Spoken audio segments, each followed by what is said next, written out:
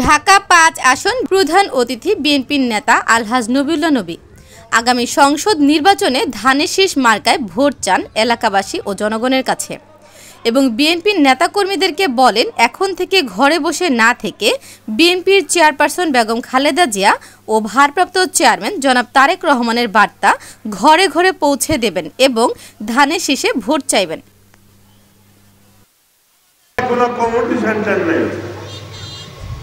আজকে দেখেন আমরা সরকারে যে ট্যাক্স দিচ্ছি, গুলশান বনানী ধানমন্ডি তারা একই ট্যাক্স দিচ্ছে।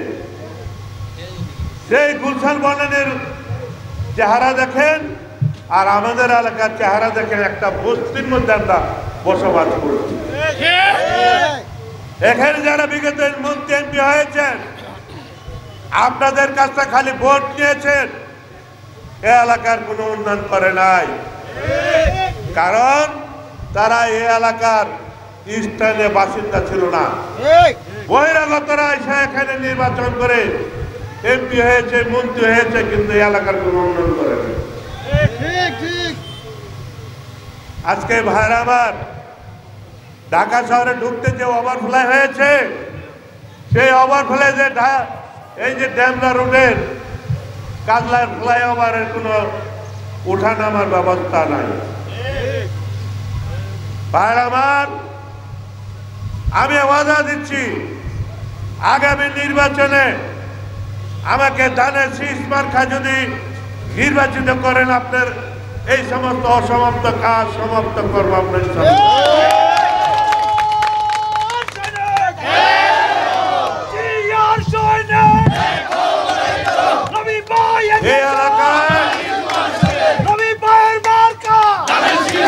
আমি রাস্তা দিয়ে আসার সময় দেখেছি এ এলাকা কোনো আবর্জনা বর্জ্য পরিষ্কার পরিচ্ছন্ন হয় না, অথচ এখানে টেন্ডারের মধ্যে দিয়ে সিটি কর্পোরেশন কোটি কোটি টাকা বাগিয়ে দিচ্ছে। এ এলাকায় কোনো বাড়িঘর থেকে বর্জ্য পরিষ্কার করা হচ্ছে না। এখন টেন্ডারের মধ্যে যে সমস্ত কন্ট্রাক্টর এই কাজগুলি করছেন তাদেরকে ধরবে, সবাই ঐক্যবদ্ধভাবে ধরবে। তুমি যে মাসে মাসে টাকা নাও, সিটি কর্পোরেশন যে আমরা ট্যাক্স দেই, এই বর্জ্য নেওয়া হয় না কেন? তাদের আপনারা সামাজিকভাবে তাদেরকে সাহায্য করবেন। আমি শুধু একটি কথাই বলবো, দল সকলের পদ পদবী প্রশ্ন নয়, তারেক রহমানের নির্দেশে বাংলাদেশ জাতীয়তাবাদী দলের প্রার্থীকে ধানের শীষের প্রতীকে ঐক্যবদ্ধভাবে আমাদের বিজয়ী করতে হবে। এই হোক আজকে আমাদের অঙ্গীকার। আমাদের পথ প্রদর্শন করা নয়, আমাদের সবচেয়ে বিষয় বড় হলো ধানের শীষ প্রতীককে আমাদের ৫ আসনের মাটি ও মানুষের নেতা আলহাজ নবীউল্লাহ নবীকে বিপুল বিজয়ী করে সংসদের সদস্য পদে করতে হবে। আজকে আমরা বিগত দিনে যারা যে যেখানে থাকি না কেন, যারা বিএনপি করে আমরা অনেকে পথভ্রষ্ট হয়ে অনেক দিকে গেছেন, তাদেরকে আহ্বান করব, আলহাজ নবীউল্লাহ নবী ভাই উদার মনের মানুষ এবং কর্মী বান্ধব নেতা, আপনারা সবাই তার পতাকা ধরে একসাথে ঐক্যবদ্ধ হয়ে তার নির্বাচনী প্রচারণায় ধানের শীষের প্রতীকের কাজ করুন।